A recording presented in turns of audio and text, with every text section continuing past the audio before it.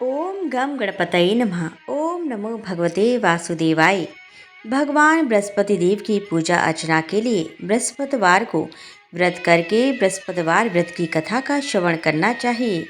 बृहस्पतिवार का व्रत करने और व्रत कथा सुनने से स्त्री पुरुषों की सभी मनोकामनाएं पूरी होती हैं। इस व्रत से धन संपत्ति की प्राप्ति होती है, निसंतानों को पुत्र प्राप्ति होती है, परिवार में सुख शांति बनी रहती है, सभी आनंद पूर्वक रहते हैं। इस व्रत में व्रत कथा का श्रवण करने का विशेष महत्व है। अब आइए सुनते हैं बृहस्पतिवार व्रत कथा। भारतवर्ष में एक प्रतापी और दानी राजा राज्य करता था। वह नित्य गरीबों और ब्राह्मणों की सहायता करता था। यह बात उसकी रानी को अच्छी नहीं लगती थी। वह ना ही गरीबों को दान देती, ना ही भगवान का पूजन करती थी और राजा को भी दान देने से मना किया करती थी। एक दिन राजा शिकार खेलने वन को गए हुए थे तो रानी महल में अकेली थी। उसी समय बृहस्पति देव साधु वेश में राजा के महल में भिक्षा के लिए गए और भिक्षा मांगी। रानी ने भिक्षा देने से इनकार किया और कहा, हे साधु महाराज, मैं तो दान पुण्य से तंग आ गई हूँ। मेरा पति सारा धन लुटाता रहता है। मेरी इच्छा है कि हमारा धन नष्ट हो जाए, फिर ना रहेगा बांस, ना बजेगी बांसुरी। साधु ने कहा, देवी, तुम तो बड़ी विचित्र हो। धन संतान तो सभी चाहते हैं, पुत्र और लक्ष्मी तो पापी के घर भी होने चाहिए। यदि तुम्हारे पास अधिक धन है तो भूखों को भोजन दो, प्यासों के लिए प्याऊ बनवाओ, मुसाफिरों के लिए धर्मशालाएं खुलवाओ। जो निर्धन अपने कुंवारी कन्याओं का विवाह नहीं कर सकते, उनका विवाह करा दो। ऐसे और कई काम हैं जिनके करने से तुम्हारा यश लोक परलोक में फैलेगा। परंतु रानी पर उपदेश का कोई प्रभाव न पड़ा। वह बोली, महाराज, आप मुझे कुछ ना समझाएं। मैं ऐसा धन नहीं चाहती जो हर जगह बांटती फिरूं। साधु ने उत्तर दिया, यदि तुम्हारी ऐसी इच्छा है तो तथास्तु। तुम ऐसा करना कि बृहस्पतिवार को घर लीप कर पीली मिट्टी से अपना सिर धोकर स्नान करना, भट्टी चढ़ाकर कपड़े धोना। ऐसा करने से आपका सारा धन नष्ट हो जाएगा। इतना कहकर वह साधु महाराज वहां से आलोप हो गए। साधु के अनुसार कही बातों को पूरा करते हुए रानी को केवल 3 बृहस्पतिवार ही बीते थे कि उसकी समस्त धन संपत्ति नष्ट हो गई। भोजन के लिए राजा का परिवार तरसने लगा। तब एक दिन राजा ने रानी से बोला कि हे रानी, तुम यहीं रहो, मैं दूसरे देश को जाता हूँ, क्योंकि यहाँ पर सभी लोग मुझे जानते हैं, इसीलिए मैं कोई छोटा कार्य नहीं कर सकता। ऐसा कहकर राजा परदेश चला गया। वहाँ वह जंगल से लकड़ी काटकर लाता और शहर में बेचता। इस तरह वह अपना जीवन व्यतीत करने लगा। इधर राजा के परदेश जाते ही रानी और दासी दुखी रहने लगी। एक बार जब रानी और दासी को 7 दिन तक बिना भोजन के रहना पड़ा तो रानी ने अपनी दासी से कहा, हे दासी, पास ही के नगर में मेरी बहन रहती है, वह बड़ी ही धनवान है। तू उसके पास जा और कुछ ले आ, ताकि थोड़ी बहुत गुजर बसर हो जाए। दासी रानी की बहन के पास गई। उस दिन गुरुवार था और रानी की बहन उस समय बृहस्पतिवार व्रत की कथा सुन रही थी। दासी ने रानी की बहन को अपनी रानी का संदेश दिया, लेकिन रानी की बड़ी बहन ने कोई उत्तर नहीं दिया। जब दासी को रानी की बहन से कोई उत्तर नहीं मिला तो वह बहुत दुखी हुई और उसे क्रोध भी आया। दासी ने वापस आकर रानी को सारी बात बता दी। सुनकर रानी ने अपने भाग्य को कोसा। उधर रानी की बहन ने सोचा कि मेरी बहन की दासी आई थी, परंतु मैं उससे नहीं बोली, इससे वह बहुत दुखी हुई होगी। कथा सुनकर और पूजन समाप्त करके वह अपनी बहन के घर आई और कहने लगी, हे बहन, मैं बृहस्पतिवार का व्रत कर रही थी। तुम्हारी दासी मेरे घर आई थी, परंतु जब तक कथा होती है तब तक ना तो उठते हैं और ना ही बोलते हैं, इसलिए मैं नहीं बोली। कहो दासी क्यों गई थी? रानी बोली, बहन, तुमसे क्या छिपाऊं, हमारे घर में खाने तक को अनाज नहीं था। ऐसा कहते कहते रानी की आंखें भर आईं। उसने दासी समेत पिछले 7 दिनों से भूखे रहने तक की बात अपनी बहन को विस्तार पूर्वक सुना दी। रानी की बहन बोली, देखो बहन, भगवान बृहस्पति देव सबकी मनोकामना को पूर्ण करते हैं। देखो शायद तुम्हारे घर में अनाज रखा हो। पहले तो रानी को विश्वास नहीं हुआ, पर बहन के आग्रह करने पर उसने अपनी दासी को अंदर भेजा तो उसे सचमुच अनाज से भरा एक घड़ा मिल गया। यह देखकर दासी को बड़ी हैरानी हुई। दासी रानी से कहने लगी, हे रानी, जब हमको भोजन नहीं मिलता तो हम व्रत ही तो करते हैं, इसीलिए क्यों ना इनसे व्रत और कथा की विधि पूछ ली जाए ताकि हम भी व्रत कर सकें। तब रानी ने अपनी बहन से बृहस्पतिवार व्रत के बारे में पूछा। उसकी बहन ने बताया, बृहस्पतिवार के व्रत में चने की दाल और मुनक्का से विष्णु भगवान का केले की जड़ में पूजन करें तथा दीपक जलाएं। व्रत कथा सुने और पीला भोजन ही करें, इससे बृहस्पति देव प्रसन्न होते हैं। व्रत और पूजन विधि बताकर रानी की बहन अपने घर को लौट गई। 7 दिन के बाद जब गुरुवार आया तो रानी और दासी ने व्रत रखा। गुड़साल में जाकर चना और गुड़ लेकर आई, फिर उससे केले की जड़ तथा विष्णु भगवान का पूजन किया। अब पीला भोजन कहाँ से आए, इस बात को लेकर दोनों बहुत दुखी थी। चूँकि उन्होंने व्रत रखा था, इसीलिए बृहस्पति देव उनसे प्रसन्न थे। इसीलिए वे एक साधारण व्यक्ति का रूप धारण कर 2 थालों में सुंदर पीला भोजन दासी को दे गए। भोजन पाकर दासी प्रसन्न हुई और फिर रानी के साथ मिलकर भोजन ग्रहण किया। उसके बाद वे सभी गुरुवार को व्रत और पूजन करने लगे। बृहस्पति भगवान की कृपा से उनके पास फिर से धन संपत्ति आ गई, परंतु रानी फिर से पहले की तरह आलस्य करने लगी। तब दासी बोली, देखो रानी, तुम पहले भी इस प्रकार आलस्य करती थी, तुम्हें धन रखने में कष्ट होता था, इस कारण सभी धन नष्ट हो गया, और अब जब भगवान बृहस्पति की कृपा से धन मिला है तो तुम्हें फिर से आलस्य होता है। रानी को समझाते हुए दासी कहती है कि बड़ी मुसीबतों के बाद हमने यह धन पाया है, इसीलिए हमें दान पुण्य करना चाहिए, भूखे मनुष्यों को भोजन कराना चाहिए और धन को शुभ कार्यों में खर्च करना चाहिए, जिससे तुम्हारे कुल का यश बढ़ेगा, स्वर्ग की प्राप्ति होगी और पितृ प्रसन्न होंगे।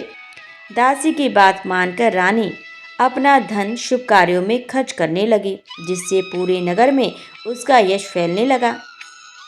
एक दिन राजा दुखी होकर जंगल में एक पेड़ के नीचे आसन जमाकर बैठ गया। वह अपनी दशा को याद करके व्याकुल होने लगा। बृहस्पतिवार का दिन था। एकाएक उसने देखा कि निर्जन वन में एक साधु प्रकट हुए। वह साधु वेश में स्वयं बृहस्पति देवता थे। लकड़हारे के सामने आकर बोले, हे लकड़हारे, इस सुनसान जंगल में तू चिंतामग्न क्यों बैठा है? लकड़हारे ने दोनों हाथ जोड़कर प्रणाम किया और उत्तर दिया, महात्मा जी, आप सब कुछ जानते हैं, मैं क्या कहूँ। यह कहकर रोने लगा और साधु को अपनी आत्मकथा सुनाई। महात्मा जी ने कहा, तुम्हारी स्त्री ने बृहस्पति के दिन बृहस्पति भगवान का निरादर किया है, जिसके कारण रुष्ट होकर उन्होंने तुम्हारी यह दशा कर दी। अब तुम चिंता को दूर करके मेरे कहने पर चलो तो तुम्हारे सब कष्ट दूर हो जाएंगे और भगवान पहले से भी अधिक संपत्ति देंगे। तुम बृहस्पति के दिन कथा किया करो, 2 पैसे के चने मुनक्का लाकर उसका प्रसाद बनाओ और शुद्ध जल से लोटे में शक्कर मिलाकर अमृत तैयार करो। कथा के पश्चात अपने सारे परिवार और सुनने वाले प्रेमियों में अमृत व प्रसाद बांटकर आप भी ग्रहण करो। ऐसा करने से भगवान तुम्हारी सब मनोकामनाएं पूरी करेंगे।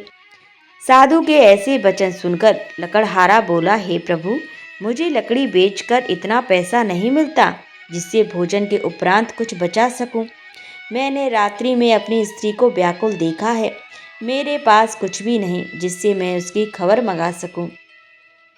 साधु ने कहा, हे लकड़हारे, तुम किसी बात की चिंता मत करो। बृहस्पति के दिन तुम रोजाना की तरह लकड़ियां लेकर शहर को जाओ। तुमको रोज से दुगना धन प्राप्त होगा, जिससे तुम भली भांति भोजन कर लोगे तथा बृहस्पति देव की पूजा का सामान भी आ जाएगा। इतना कहकर साधु अंतर्ध्यान हो गए। धीरे धीरे समय व्यतीत होने पर फिर वही बृहस्पतिवार का दिन आया। लकड़हारा जंगल से लकड़ी काटकर किसी शहर में बेचने गया। उसे उस दिन और दिन से अधिक पैसा मिला। राजा ने चना गुड़ आदि लाकर गुरुवार का व्रत किया। उस दिन से उसके सभी क्लेश दूर हुए, परंतु जब दोबारा गुरुवार का दिन आया तो बृहस्पतिवार का व्रत करना भूल गया। इस कारण बृहस्पति भगवान नाराज हो गए। उस दिन उस नगर के राजा ने विशाल यज्ञ का आयोजन किया तथा शहर में यह घोषणा करा दी कि कोई भी मनुष्य अपने घर में भोजन न बनवावे, न आग जलावे। समस्त जनता मेरे यहाँ भोजन करने आवे।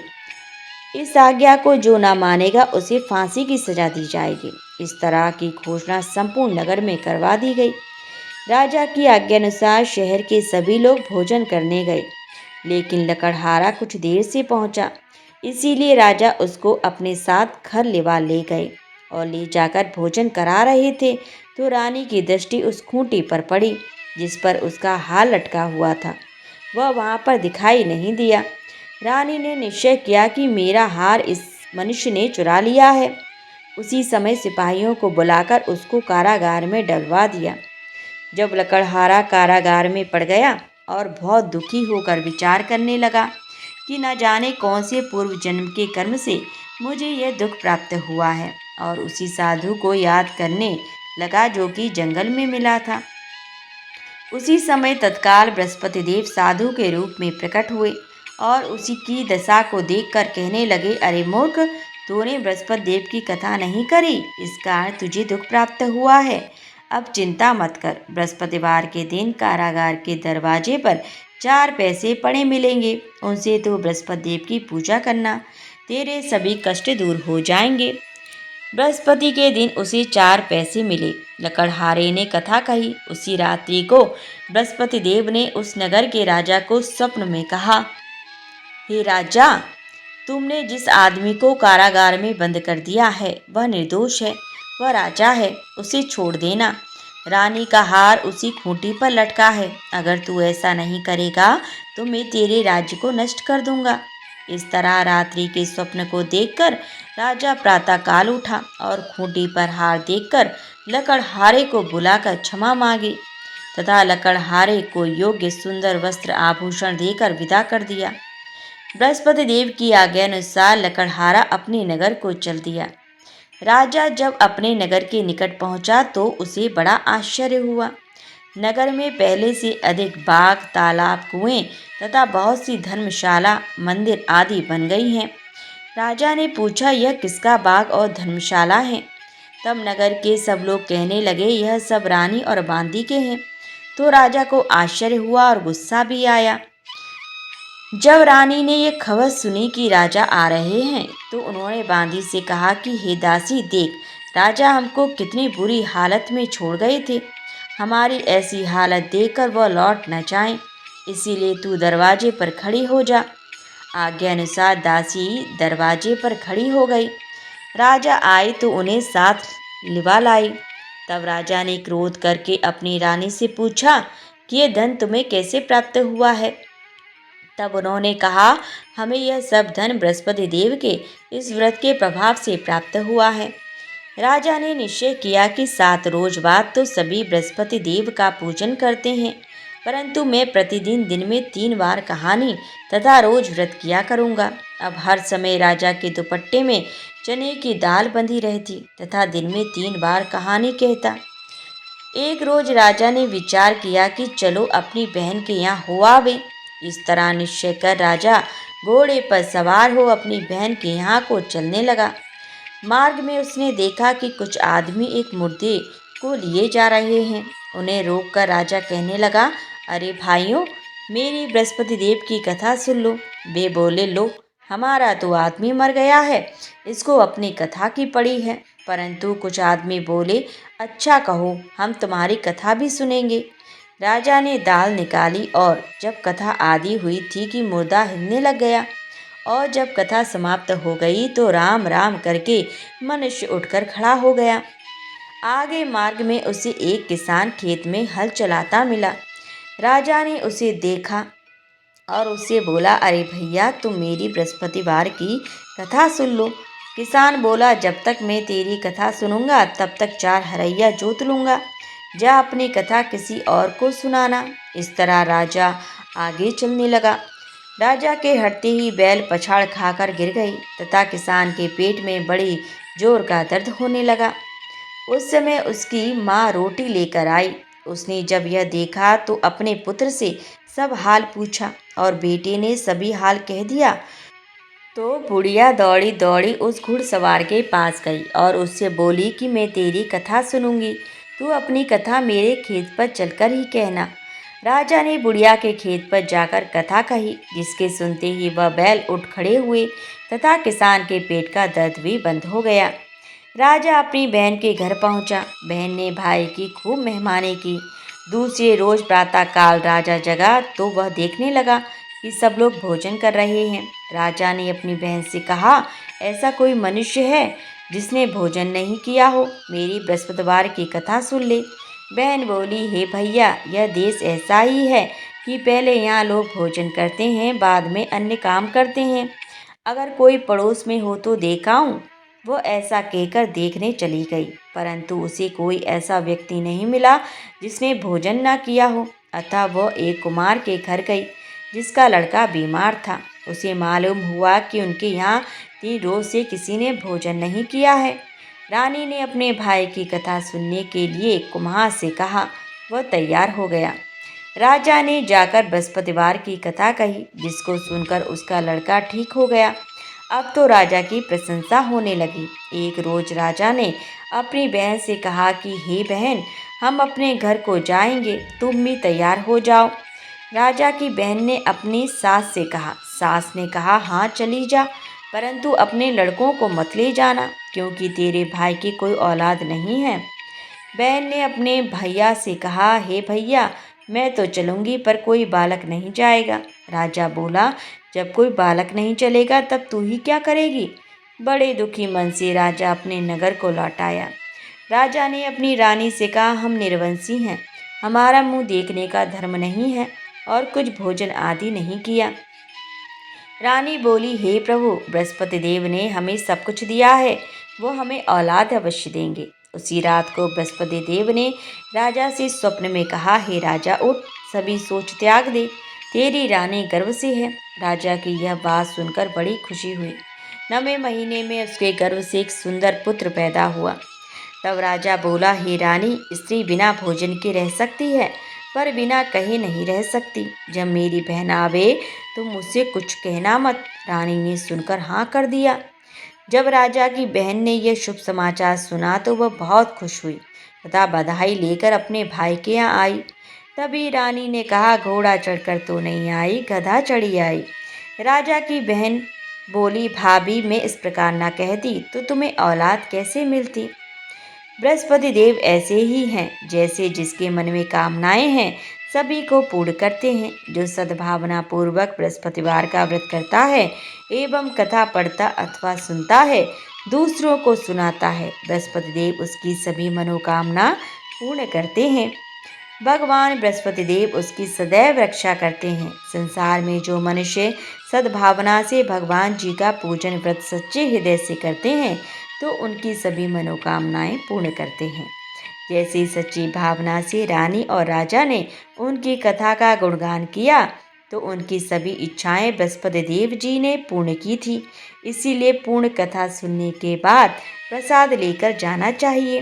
हृदय से उसका मनन करते हुए जयकारा बोलना चाहिए। बोलो बृहस्पति देव की जय, भगवान विष्णु की जय।